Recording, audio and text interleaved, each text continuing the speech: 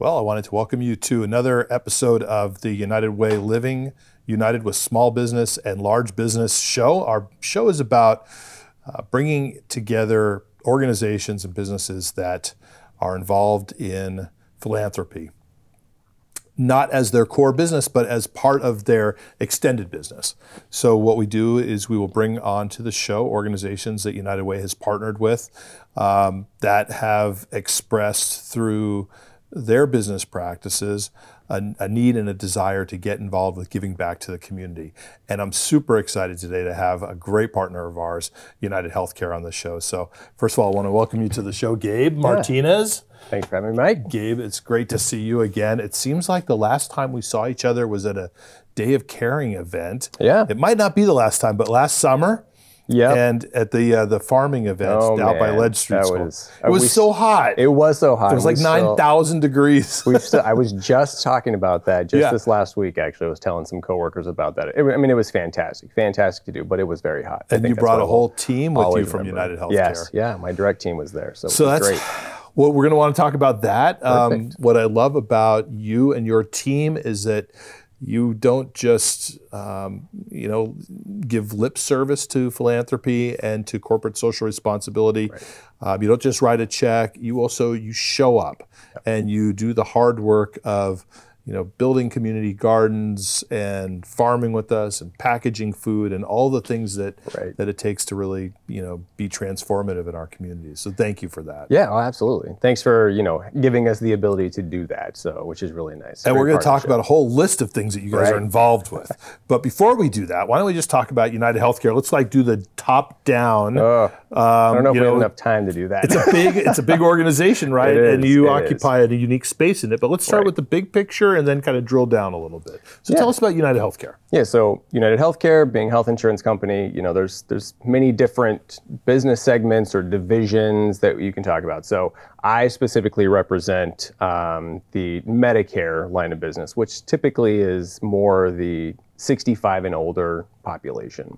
Of course, there are individuals you can qualify for Medicare being under the age of 65, but that's my main focus is the older population tends to be. But we offer health insurance plans for employer sponsored. So if you work for a company that offers health insurance, one of them might be UnitedHealthcare. So that would be like employer or commercial, they call it. And in some states, not here in New Hampshire, but in some states, we also have Medicaid line of business. So, and we don't have that here in New Hampshire currently, but across New England, we do have that in a couple other states. Okay. So, one of the largest insurance companies in our country. Yeah, if not, the largest health insurance company in the country. And we are an international, so we're in multiple other countries as well. But it's a pretty large organization. We're based out of the Midwest. But I'm a New Hampshire resident. I live right here. And you're the community guy. Yeah, community engagement. That's really all I do, which is fantastic. And like you said, it is a bit of a unique position, I would say, or something that my focus is on. But I love it because it really allows me to give back to a community where I live and I work, which is fantastic. That's really great. So some of the ways in which I'm going to give some ideas for people to think about who might be watching, ways in which UnitedHealthcare has gotten involved with United Way, and then you can add to that also ways in which you're involved with other organizations. One of the things I like to do with this show is to give businesses the opportunity to think about what it is that they can do, because if you're a very small business or medium-sized business or a large business, you still want something that speaks to your heart. I think when it comes down to it, we're all people. We all have hearts, right? And things that we want to do to change the world. So a couple things you guys have done with us are you're a sponsor of our annual Days of Caring, which is where we bring together volunteers from throughout the community to create these sort of transformative experiences like building a community farm or packaging food or putting together care packages for seniors. That's the Days of Caring. And you guys sponsor that throughout the year. Right. And that's one of the things I really love about working with United Way is so you work with the community in a lot of different facets. And so even if your focus, like, so my particular focus is that, older adult population, even if your focus doesn't tend to be what that is, there are ways that you are working with those older adult communities through the different things that you all are doing. Right. But the Days of Caring, I mean, those have been phenomenal, because that gives our employees who are here in New Hampshire or in some of the other New England states, they feel like they're part of the community by being able to come and give their volunteer hours and give their time to kind of pushing forward your own mission and your own goals. And it just helps us move our stuff forward as well, which has been really fantastic. So one of the things about that, which I think is really interesting, is why is it that it's important to you to give your employees opportunities to become engaged in these types of events? What's the business proposition for doing that?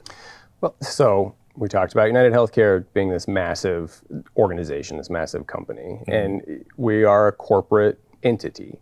And a lot, especially now, post-pandemic, even pre-pandemic, UnitedHealthcare, very much a remote employee-based company. So, I work from home primarily. I get to come out and do all this fun stuff with the organizations we work with. But a lot of my colleagues who are working here in New Hampshire, they're primarily, one of the things is they're primarily working from home. So there's a couple different things. One, it gives a real opportunity for us to do a lot of team building work whenever we get out and do this volunteer work. That's absolutely great. And it's some of my best memories. I was actually just doing a volunteer day for another organization down in Massachusetts last week. And I met people who I've been working with and seeing on the computer for the last several years, and I've never been able to meet them. But it really gives this ability for us to do this team building. But at the same time, we're a part of the community. These are our communities, and the work that organizations, like the United Way doing here in Greater Nashua, it allows us to give back and not just be sitting behind the computer, not just, doing the corporate, the standard business model that a lot of organizations can kind of do there. So it's a really great way for you to bring together your employees who are colleagues with one another and create a team building. And I'm sure that you guys end up talking about all sorts of stuff. Absolutely, and including work, but at the end of the day, you become more effective as a team. Right. Probably helps out, I would imagine, with employee retention and recruitment even. Sure. Oh, absolutely. I was just, like I said, when I was at that volunteer day with another organization down in Massachusetts, I was talking to some people who had just come to our company from some other organizations, and they, I don't think, had near the same opportunities to get out into the community and do stuff. I mean, that's one of the things that they said they already loved about working with our company. It's just the fact that we get to do stuff like this, and they maybe didn't have that experience in the past. That's great. So speaking of things to do, one of the other things that you've sponsored is our Over the Edge event. Yes. Now, this is an event where people rappel off the top of a building. Are you going to do this with us again next year, or I mean, yourself? Come on, Gabe. I haven't done it, so I listen. I put you on the spot here a little bit. I try to get someone from my company to do it. I would love to do it. I'm not an overly adventurous person. Yeah. I got a little bit of a bum ticker, so I'm afraid that my heart might actually explode if I did an Over the Edge. That's not good. We would not want that. Or you've got the skydiving event that you also put together, and I think they're phenomenal. I mean, I love how unique United Way gets with your fundraising opportunities. Well, it's been great to have you guys as sponsors. All joking aside, you guys were the rope sponsor. You got to sponsor the blue rope this year because blue's your color, right? That's right. So everybody who rappelled down the blue rope, it was the UnitedHealthcare blue rope, and we appreciate that very much. Good. I did want to talk about an initiative which is really near and dear to your heart, and that's the UHC Champions program. Yes. I know you've been trying really hard to build this and grow this and get it launched. So tell us a little bit about that. Yeah, so we just did it this year. So we modeled this program. I'll kind of get into the weeds about what it is. So we modeled this program off of an affiliate health plan down in Louisiana, and they've been doing it for some time. But ultimately, what is an affiliate health plan? So an affiliate health plan being a health plan that has a relationship with UnitedHealthcare, but not necessarily under the UnitedHealthcare name. So we have a relationship with them. I think ultimately that organization did become part of UnitedHealthcare, but for the last 18 years, they've been running this program called the they call it the Champions Program. We have kind of taken that and we call it the UnitedHealthcare Champions Program. And this program is it's a recognition program for older adults, 65 and over, who are doing these incredible contributions to really help out with the health and well-being of others in their communities. Right. So it can be anything from volunteering with organizations, nonprofits or other. It can be something like an inspirational story. So it can be someone who maybe is over the age of 65 and they're a triathlete. I mean, I've never done a triathlon. I don't know if I'll ever be able to. Maybe I'll get some inspiration, but it could be someone who's inspiring other older adults to continue to kind of thrive as you get older. Because for far too long, as we age, especially in our society here, we really think about aging as something that's negative. You see it everywhere you go, whether it's a funny birthday card, which humor is a great thing, but a funny birthday card, which can sometimes be negative, or right, of course, people cracking jokes, or we want to not have crow's feet on our face here or whatnot. And so this is really a program that recognizes older individuals who are continuing to do these incredible things. So this is the first year we launched it in New England. We started in March of this year, basically taking nominations from the public. And so the two criteria for our program is you got to be older than 65. Okay. And your accomplishment, there's kind of a part B. So your accomplishment or what you're giving back to has to have been on your 65th birthday or later. Beyond. Okay. And the other criteria really is that you just have to be a resident of one of the 6 New England states. Okay. So that's it. You don't have to be a UnitedHealthcare member. You don't have to have done something crazy. You don't have to have stood up an organization. You just have to be over the age of 65, and you have to be a resident of the New England states. So we launched in March. We got a bunch of different nominations for a lot of people who are doing a lot of incredible things. And ultimately, we had a selection committee who is comprised of business leaders and community-based organization leaders, including, we also have Doug Flutie, who was on our selection committee. They came together, reviewed these nominations, and we selected 6 individuals from across New England who we named our 2022 New England champions. It's like one per state, Vermont, So New Hampshire, the intent really was to be one per state. We ultimately got one from every state but Vermont, unfortunately. And that's really, we didn't get any nominations from Vermont, unfortunately. So, and I'm gonna be thinking on how we can build on that for next year so we can get some nominations. But one of the individuals who we had was actually a woman by the name of Mary Ellen, who volunteers with the St. Joseph Hospital Employee Food Pantry.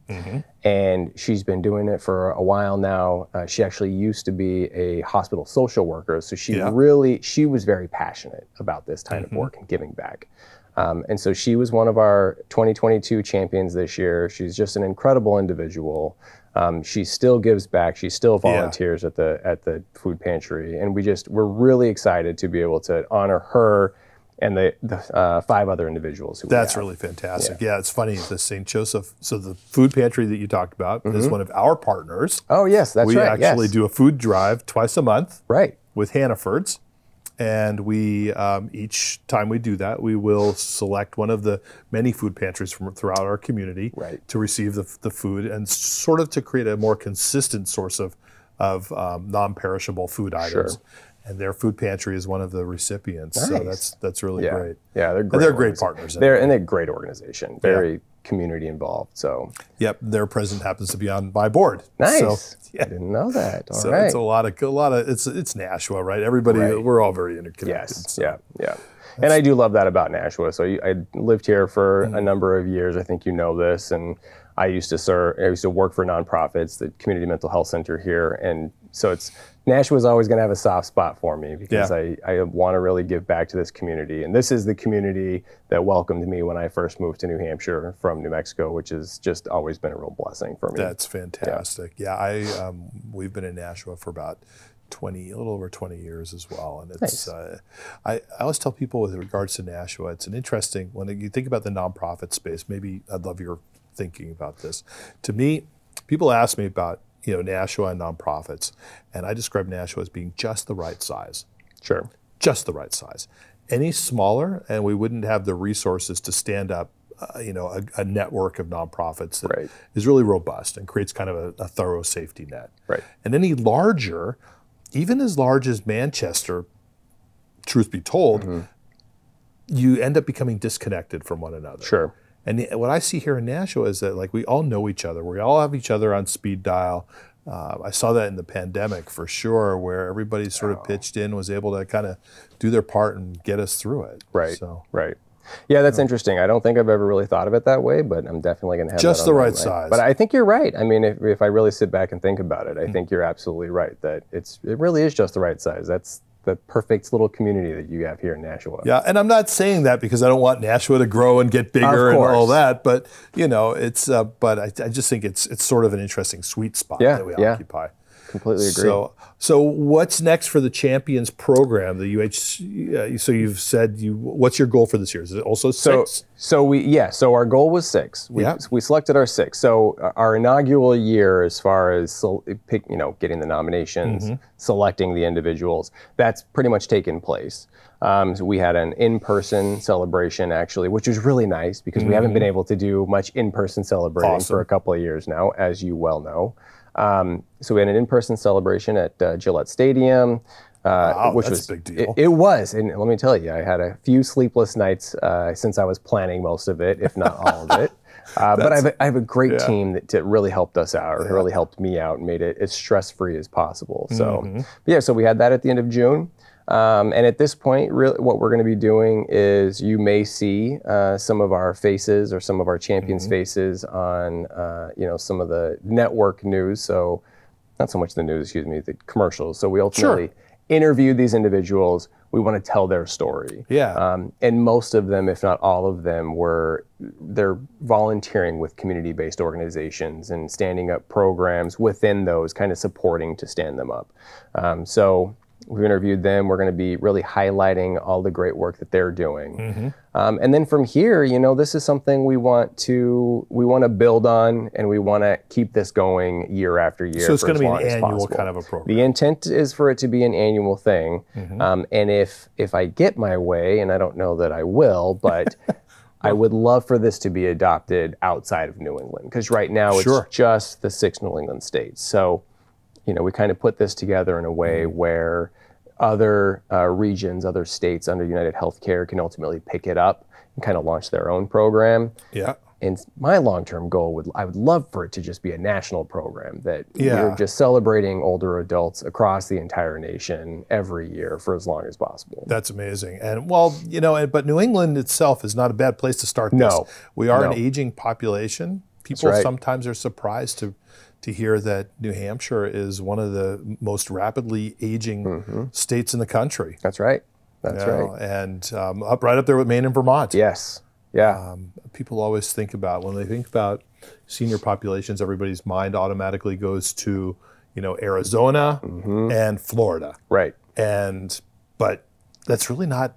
That's really not the case. Not the case. Yeah. I mean, of course, you have your snowbirds, but I have found in the 10 years that I've been here that people who are of, New England, they love being in New England. Of course, snow gets a little difficult sometimes. I haven't quite found that yet. Yeah. So growing up in the heat, I'm not real upset about the cold just yet. But yeah, you're right. It's rapidly aging, especially the 3 northern states, and people just love to be here. I mean, you have to be a very distinct person, I think, to be a New Englander, and it's with you forever. Well, I agree. And being sort of a New Englander by choice, I have to say, the town I grew up in California, I think it's probably similar to where you're from in New Mexico, right?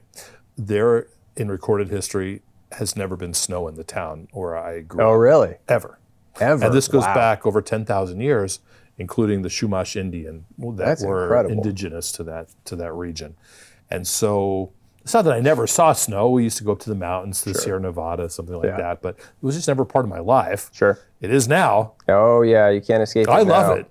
I love it too. I got to say, I'll never forget the first day that I drove on a road up here in New England, a main road, covered in snow, because where I grew up, we would get some snow, but half an inch at most, and it was maybe once every 3 or 4 years.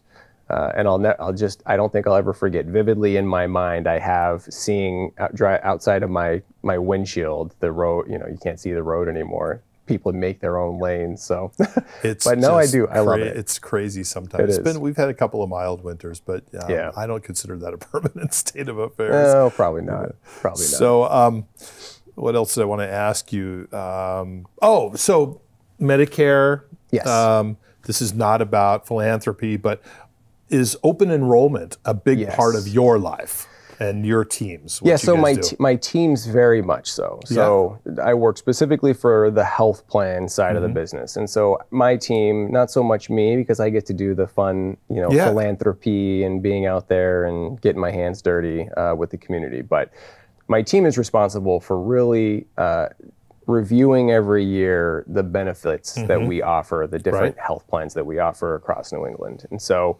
it's August at this point, and we're really gearing up for that annual enrollment period with Medicare, which will start in October. And it's going to be a busy time of year. But so my team, they review all year long. They take a look at what benefits we've had in past years, where we can increase. Our plans, pretty much for the most part, they really have low deductibles or no deductibles. We try to keep the premiums as low as possible, which is, your monthly payment and whatnot.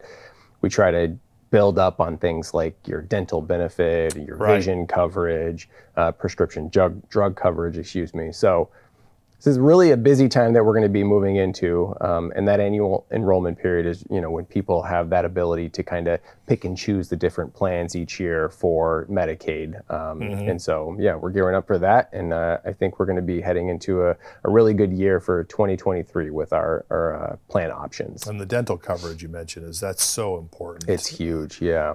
I know that this year, and it's in the Medicaid side of the business here in New Hampshire, but for the first time, we're going to have an across-the-board Medicaid benefit. That's right. For dental, which is so important. Oh yeah, that's true. I mean, dental is probably one of the ones that we hear about the most outside of the other one. I would say is transportation is very difficult. So some health insurance plans, I think Medicaid, some of the plans they have here in New Hampshire, they have like a transportation benefit, which will get you to your medical appointments or, your labs and stuff like that. Within Medicare, so UnitedHealthcare, we have various plans that do have some transportation coverage depending on what it is. Yeah. But it's hard, and especially in rural New England. Yeah, I was going to say in a rural state. Even in the more densely populated areas, transportation is something we think about an awful lot as well. And even if you have a benefit, you have to have the providers. That's right. And that's like a big challenge. And workforce is, it's a big deal. So transportation is something maybe we should work together on this, because we are actually looking very seriously at how do we improve that. Sure. It's not that we don't have we have a good transportation infrastructure here in the city of Nashua. Right. The Nashua Transit is great, but as soon as you get outside at all, it gets really tough. It's real difficult. Yeah, and you serve so many different, communities outside of just the main hub of Nashua that I can understand where you're feeling that for sure. Absolutely. So I also wanted to ask you about what other types of philanthropy are you guys involved with? So besides beyond United Way, what are some of the other kind of things that are really near and dear to your heart that you guys are supporting these days? We're always trying. My big focus, of course, because we tend to really look at that older adult population. If there is some way, shape, or form that we can work with an organization that kind of focuses in on that, we do a lot of work with that. But just like with what the United Way does, just being a part of the community. So there's various ways that we can get involved. So you mentioned we get involved with volunteering, which we try to do as much of that as possible, which is really great. But we do a lot of event sponsorships, so similar to the sponsorships that we've done with United Way. And it's everything from other organizations like the United Way. There's an event with one of there's a federally qualified health center that's up in Coos County, and they put on a particular event every year that we kind of get involved in and sponsor and do stuff like that. So there are provider organizations or doctors who and hospital facilities that have these different events. So we'll get involved in that, and if we can either volunteer. A couple organizations that we're pretty well invested in, I would say, are the Alzheimer's Association. Okay. So, I mean, the Alzheimer's Association does some great work with research around Alzheimer's, and they have their big walks every year all across the country.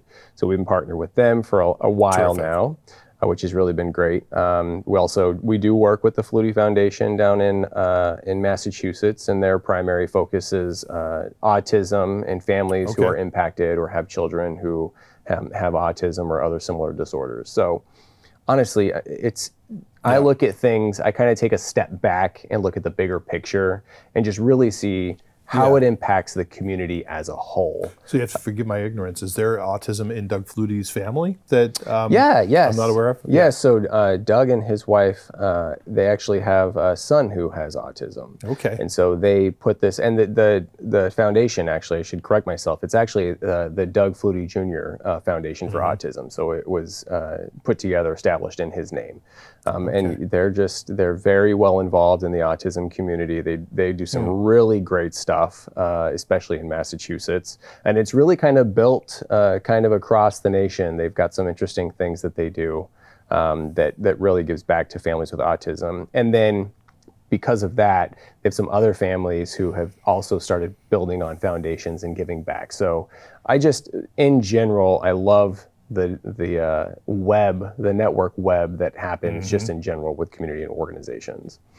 Well, what you've described is really pretty terrific if you step back from it and think about it. You have essentially a large organization, UnitedHealthcare, with a foundation of, really maybe it's not a foundation that you operate in, but it's as a division, you're kind of a foundation. Right. Partnering with other foundations like the Flutie Foundation, the United Way, which is kind of a foundation, although we don't call it that, and building on these collaborations, which is, I think, really the way this good work gets done. So, we are out about time.